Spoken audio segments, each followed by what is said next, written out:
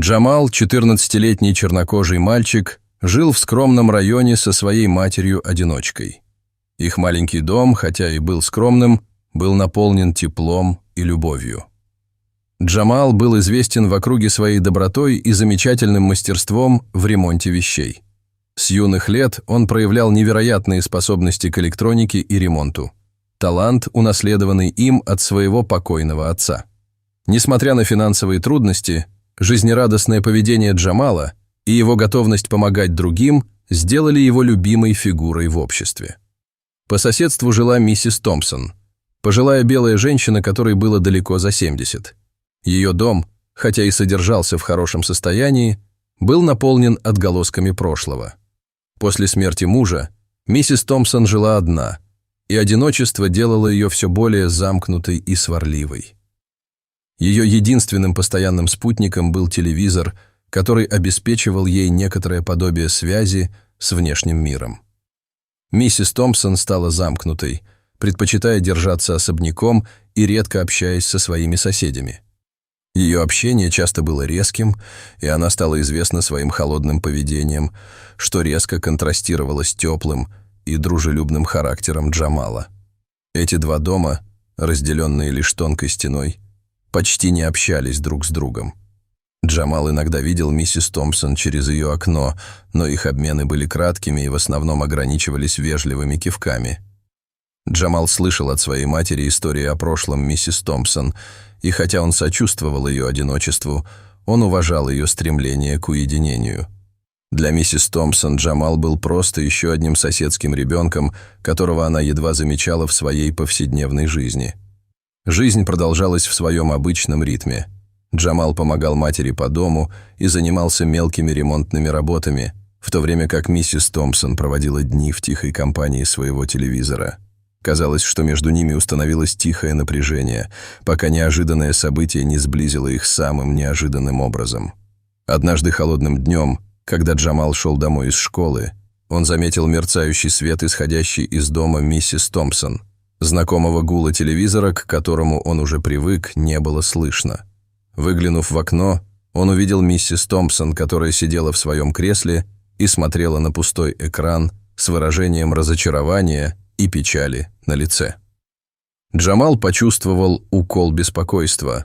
Он знал, как сильно миссис Томпсон полагается на свой телевизор, и видел, что она явно расстроена. Глубоко вздохнув, он решил поддаться порыву и помочь ей, несмотря на отсутствие теплоты в их предыдущих отношениях. Со смесью опасений и решимости Джамал постучал в дверь миссис Томпсон. Прошло несколько мгновений, прежде чем она открыла, на ее лице отразилось раздражение. Да, она была раздражена, явно не в настроении принимать посетителей. «Здравствуйте, миссис Томпсон», — начал Джамал, стараясь говорить как можно дружелюбнее. «Я заметил, что у вас не работает телевизор. Я неплохо разбираюсь в электронике. Могу взглянуть, если хотите». Миссис Томпсон прищурилась, оценивая Джамала. Ее первоначальным побуждением было отказаться, поскольку она не привыкла принимать помощь от других, особенно от маленького мальчика, которого едва знала. «Я не знаю». Она колебалась, в ее голосе слышалось подозрение. «Я не уверена, что ты сможешь многое сделать». Лицо Джамала слегка вытянулось, но он быстро взял себя в руки. «Обещаю, я ничего с тебя не возьму. Я просто хочу помочь. Я знаю, как важно, чтобы было что-то, что могло бы составить тебе компанию». Из-за молчания миссис Томпсон вздохнула. Ее плечи опустились, как будто она перестала спорить. «Ладно, хорошо, ты можешь войти, но будь осторожна». Джамал благодарно улыбнулся и вошел в ее дом. Он почувствовал тяжесть миссис Томпсон на своем плече. Одиночество Томпсона витало в воздухе, и он был полон решимости все исправить. Гостиная напоминала капсулу времени ушедшей эпохи. Повсюду были разбросаны старые семейные фотографии и безделушки. Джамал целеустремленно подошел к телевизору. Он осторожно открыл заднюю панель и начал изучать внутренние компоненты. Работая, он чувствовал, что миссис Томпсон пристально наблюдает за ним со своего стула. В комнате, когда-то наполненной напряженной тишиной, теперь слышался тихий гул сосредоточенной работы Джамаля и время от времени звяканье инструментов. Миссис Томпсон, хотя и оставалась сдержанной, начала немного смягчаться. Она поймала себя на том, что наблюдает за аккуратными движениями Джамаля и почувствовала небольшую искру признательности. Впервые за долгое время она отвлеклась от своей изоляции и почувствовала надежду на то, что, возможно, этот маленький мальчик действительно сможет ей помочь. Джамал работал с привычной легкостью, его руки ловко двигались, когда он осматривал внутренние компоненты телевизора. Он тихо бормотал технические термины, демонстрируя глубокое понимание устройства. Миссис Томпсон наблюдала, и ее скептицизм постепенно уступал место удивлению. После нескольких минут сосредоточенной работы Джамал точно определил проблему – неисправный конденсатор, который требовалось заменить. Он тщательно отрегулировал соединение и произвел необходимый ремонт. Наконец он снова подключил телевизор к розетке и включил его. Экран ожил, показав знакомые помехи, прежде чем перейти к четкому изображению. Глаза миссис Томпсон расширились от изумления. Она была готова списать поломку телевизора со счетов как непоправимую, но мастерство Джамала вернуло ее к жизни. Ее первоначальная усталость сменилась искренней улыбкой. «Это невероятно», — сказала она, и ее голос смягчился. «Я не думал, что кто-нибудь сможет это починить. Спасибо». Джамал сиял от гордости, испытывая чувство выполненного долга. «Я рад, что смог помочь. Это было относительно просто исправить». Когда по телевизору начали показывать одну из любимых программ миссис Томпсон, она, казалось, расслабилась. Она глубоко вздохнула, почувствовав облегчение. Атмосфера в комнате разрядилась, и она решила нарушить молчание. «Знаете», — задумчиво начала миссис Томпсон, «мой муж когда-то чинил подобные вещи. Он был настоящим специалистом по электронике. Мы проводили выходные, вместе ремонтируя старые радиоприемники и телевизоры». Джамал поднял заинтригованный взгляд. «Правда?» Звучит потрясающе. Каким он был? Взгляд миссис Томпсон стал отстраненным, наполнился нежностью и грустью одновременно. Бизнес. Он был добрым и терпеливым, всегда готовым протянуть руку помощи. Он также хорошо ладил с людьми. Он помогал соседям так же, как вы помогали мне. После его смерти мне было тяжело. Мне больше не с кем поговорить или разделить эти моменты. Джамал внимательно слушал, чувствуя растущее сочувствие к миссис Томпсон. «Я сожалею о вашей утрате. Похоже, он был великим человеком», — кивнула миссис Томпсон, переводя взгляд на экран телевизора. «Он умел заставить всех чувствовать себя непринужденно. Наверное, с тех пор, как он ушел, я стала немного затворницей». Наступившее молчание было приятным. Это был момент единения, который преодолел пропасть между их разными мирами. Джамал, испытывая глубокое уважение к открытости миссис Томпсон, отважился задать вопрос. «Вы когда-нибудь скучали по работе с ним, например, по починке вещей?» На губах миссис Томпсон появилась легкая улыбка. «Я скучаю по дружескому общению, по разговорам, которые мы вели во время работы. Приятно снова видеть кого-то здесь, даже если это ненадолго». Джамал улыбнулся в ответ, испытывая теплое чувство удовлетворения. «Что ж, если тебе когда-нибудь понадобится помощь в чем-нибудь еще, просто дай мне знать. Я буду рад прийти». Выражение лица миссис Томпсон смягчилось, и впервые она посмотрела на Джамала с искренней признательностью. «Спасибо, Джамал. Я буду иметь это в виду». Как Джамал закончил приведение в порядок свои инструменты и собрался уезжать, он испытывал чувство удовлетворения не только от удачного ремонта, но из нового подключения он сделал с миссис Томпсон. Когда-то отчужденная соседка стала для Джамала человеком, о котором он мог по-настоящему заботиться, и он покинул ее дом с надеждой на будущее их общения. Мальчик действительно мог помочь ей. На следующее утро Джамал был занят сборкой маленького радиоприемника, который он нашел на гаражной распродаже. Он был глубоко погружен в свои мысли, когда услышал громкий стук во входную дверь. Неожиданный звук испугал его, и он быстро взглянул на часы. Его мать все еще должна была быть на работе, когда он открыл дверь. Он был ошеломлен, увидев двух полицейских, стоящих там с серьезными лицами. Рядом с ними стояла миссис Томпсон, которая выглядела встревоженной. «Доброе утро, офицеры», — сказал Джамал, пытаясь скрыть свое замешательство.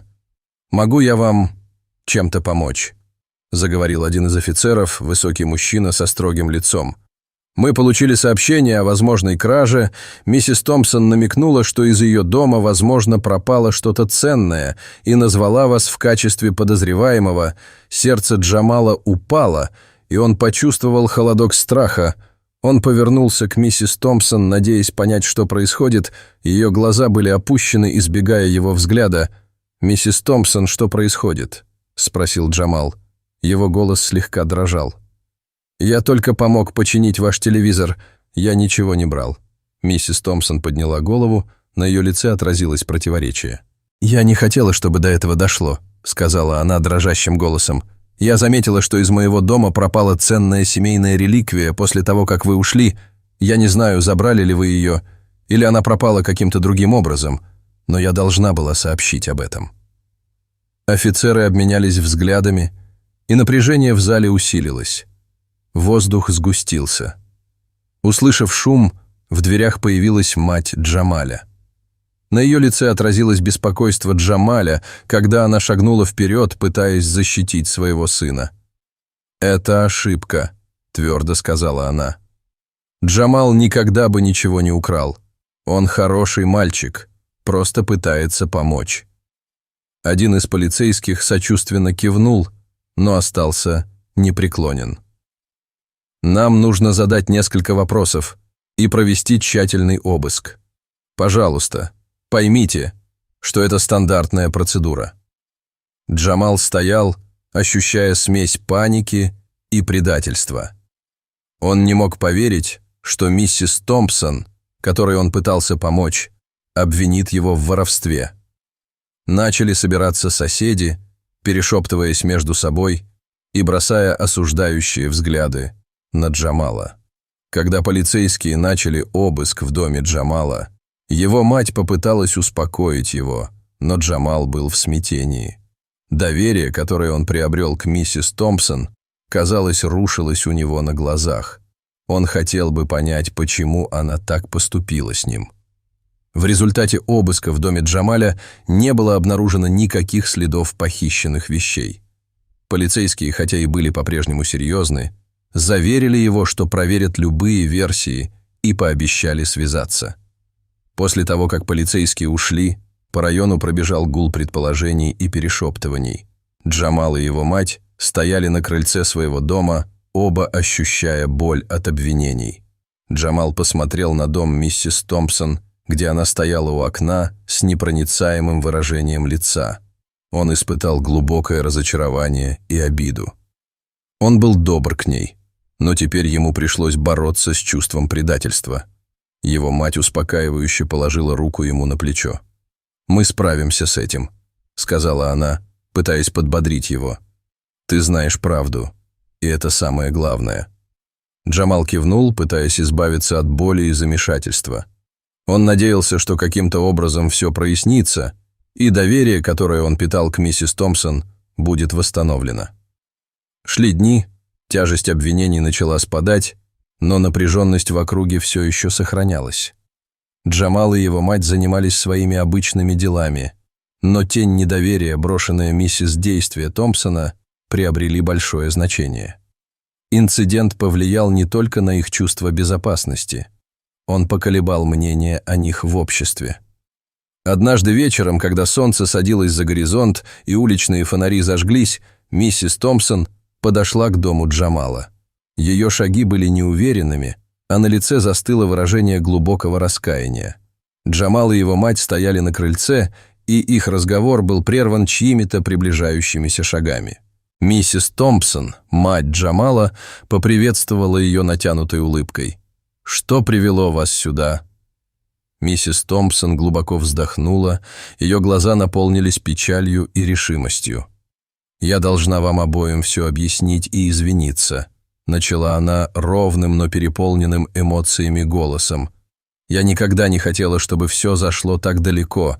Это было недоразумение, и я хочу все исправить». Джамал посмотрел на нее со смесью любопытства и настороженности. Томпсон огляделась, чтобы убедиться, что в пределах слышимости больше никого нет.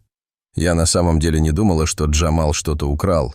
Я была обеспокоена пропажей семейной реликвии и сообщила об этом в качестве меры предосторожности. Я не представляла, как это будет воспринято и какое влияние это окажет. Она подошла на шаг ближе, ее взгляд встретился с взглядом Джамала с болью в глазах. Искренность. Я должен был отнестись к этому по-другому. Я должен был поговорить с тобой напрямую. Вместо того, чтобы привлекать полицию, не дав вам возможности объясниться, я слишком быстро отреагировала на свои страхи и не подумала о том, как это повлияет на вас. Выражение лица матери Джамала смягчилось, хотя обида все еще была очевидна. А как насчет того, что полиция приедет сюда с обыском? Лицо миссис Томпсон вспыхнуло от смущения. Мое заявление было неверно истолковано, и полиции пришлось следовать процедуре. Я не хотел, чтобы ситуация обострилась до такой степени. Я искренне сожалею, что причинил вам столько страданий». Джамал стоял молча, пытаясь переварить слова миссис Томпсон. Он видел искренность в ее глазах и сожаление в голосе.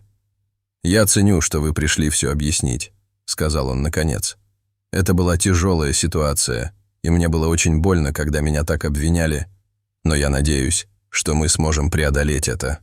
Миссис Томпсон серьезно кивнула. «Я понимаю и хотела бы загладить свою вину. Я планирую провести собрание по соседству, чтобы публично признать это недоразумение и прояснить все недоразумения.